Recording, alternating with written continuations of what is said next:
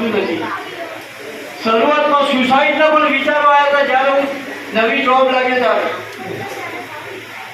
કેટલાક લોકોથી એટલો હેરાન પરેશાન થઈ ગયો. એક બાજુ ફાધર બીમાર, એક બાજુ મધરની એજ, ખૂબ તકલીફ પડી છે. મેં કીધું ને કે મારા જેવો માણસ સુસાઇડનો વિચાર કરે એટલે હદ થઈ ગઈ. એટલી શરૂઆતના સ્ટેજે નોકરીમાં તકલીફ પડી, છતાં હાર્યો નહીં, દમ્યો નહીં, ડગ્યો નહીં. મારામાં જે પણ કે શક્તિ હતી એ તમામ શક્તિનો ઉપયોગ કરી અને આજે મેં મારી નોકરીના 25 વર્ષ પૂરા કર્યા છે. ટાઈટ ક્લાસ ચલાવતો હતો. એ ટાઈટ ક્લાસની અંદર મેં જેટલા છોકરાઓ તૈયાર કર્યા ને લગભગ એમાંથી કોઈ એવો છોકરો નથી તો અત્યારે નોકરી ના કરતો હોય. દોસ્તી કા નામ જિંદગી. સમાજ માટે એ શું કહી રહ્યા છે? ના યહાં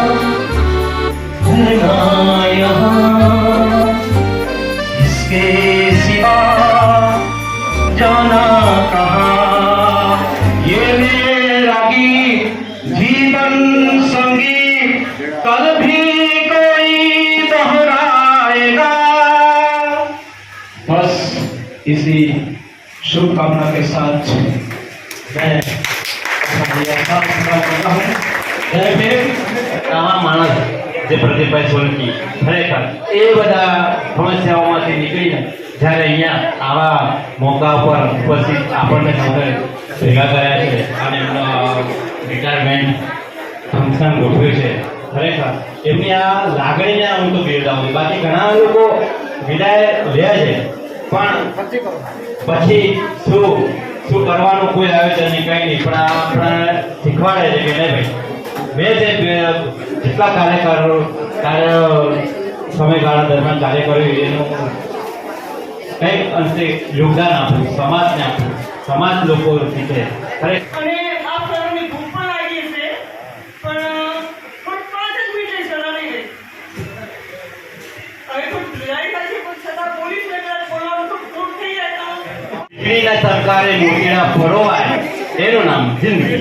અને આવી જિંદગી સુધર સારી રીતે બંને કામ હું દક્ષાબેનને પણ હાર્દિક અભિનંદન. ત્યાં સુધી દાદા છે જે એમણે જે મહત્વનું કામ કર્યું શિક્ષણ આપવા, અને ખરેખર એટલું સરસ શિક્ષણ આપ્યું છે કે મારો આખો પરિવાર, ખાલી મારા હસબન્ડને નહીં પણ મારો આખો પરિવાર અમારી સપોર્ટમાં કાયમ ઊભો છે.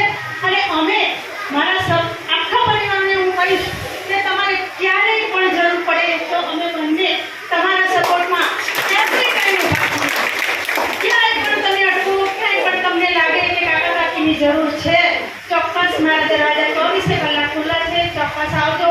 મને બહુ સારું લાગશે કે તમે મારો સપોર્ટ માંગ્યો છે અને હું કાયમ માટે તમારો સપોર્ટ માંગીશ.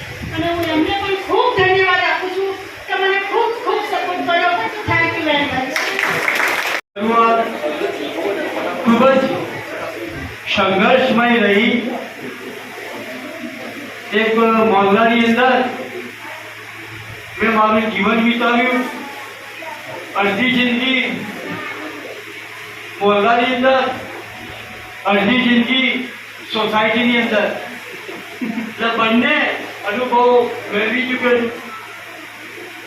ભણ્યા પછી નોકરી લેવી એ ગોલ નક્કી કરે તો, અને શરૂથી પણ એવું હું નક્કી જ કરું છું કે કંઈ પણ કામ કરવું હોય તો પહેલા એનો પ્લાન બનાવી લેવો.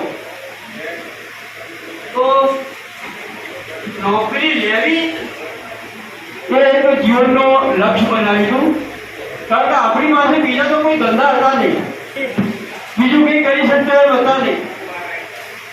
કડિયા કામથી લગાવી તમામ પ્રકારની મજૂરી કરી છે. અને કોઈ જાતનું અત્યારે પણ તમારા લોકોના આશીર્વાદથી સારી એવી ફેસિલિટી પણ મેળવી છે. પણ આજની તારીખે મને એ કામ નાના નથી લાગતું. આજે પણ હું ઘરે તમામ પ્રકારના કામ કરી શકું છું. મને જરાય શરમ નથી એ બધી બાબતની, કારણ કે હું નીચેથી આવ્યો છું. એટલે મિત્રો, કોઈ પણ કામ નાનું નથી. અને કોઈ પણ કામ કરવામાં સરળ નથી. ભણ્યા પછી નોકરી લીધી 1992 ની અંદર જ્યારે સર્વિસ મળી તો શરૂઆતનો પિરિયડ એવો હતો, કારણ કે બધા સરકાર નથી મળતા, આપણને તકલીફ બી પડે છે નોકરી મેળવવા માટેની અને મેળવ્યા પછીની પણ.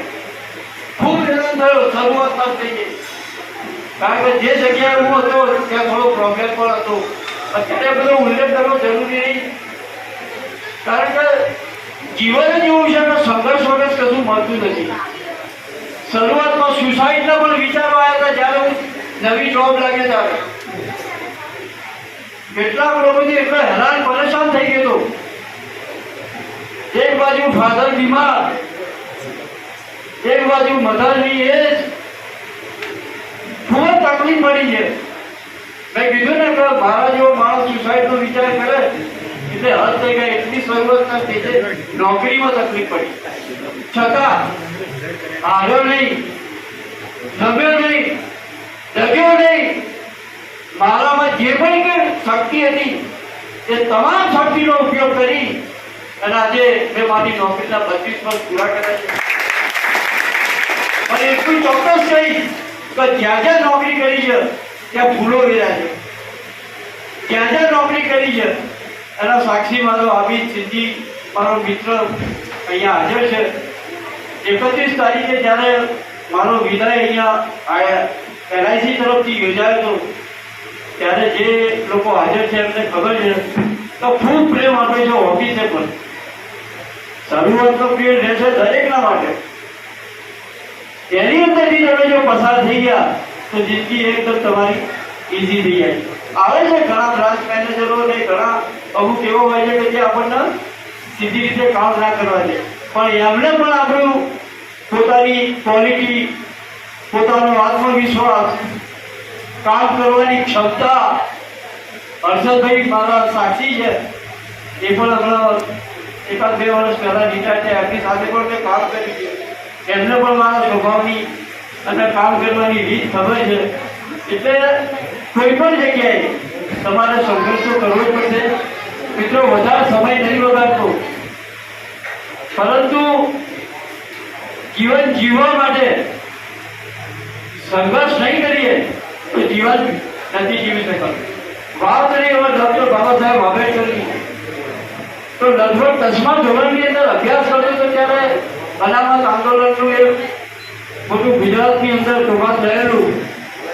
અને એ વખતે આપણે જયંતિલાલ સાહેબ જેવા જે લોકો મુવમેન્ટના અગ્રેસર કહેવાય, માસ મુવમેન્ટ આવી. માસ મુવમેન્ટની અંદર અમે તો નાના, પણ આ બધા વડીલોની સાથે મારા મોટાભાઈ બી એટલા જોરદાર એ મુવમેન્ટના સક્રિય કાર્યકર અમૃતલાલ, આ બધા લોકો પાસેથી અમે મુવમેન્ટની ગતિવિધિઓ શું છે, સમાજની પરિસ્થિતિ કેવી છે, સમાજમાં કેવી તકલીફો ઊભી થઈ રહી છે, શિક્ષણ વગર કશું નથી, એ આ લોકો પાસેથી જાણવા મળ્યું.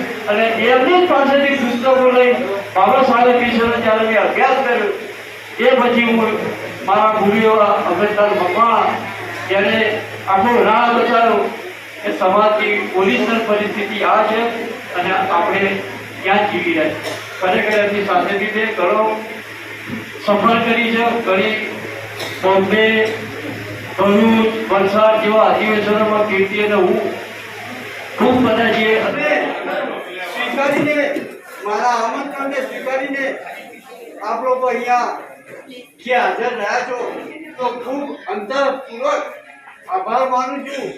ખરેખર જે દૂર દૂરથી મારો મિત્ર આબિદ ડીસાજી, બીજા લોકો પણ ઘણા દૂરથી, મારી સોસાયટીના મિત્રો પણ, મારા સગા સંબંધીઓ, અને આજે ફ્રેન્ડશીપ ડે નિમિત્તે એવા મારા પરમ મિત્ર તપોધન સાહેબ, કીર્તિભાઈ, અમારા સગા જયંતિલાલ, અમારા વેભાઈ કિશનલાલ, જે લોકો અહીંયા આવે બધાનો આભાર સ્વીકાર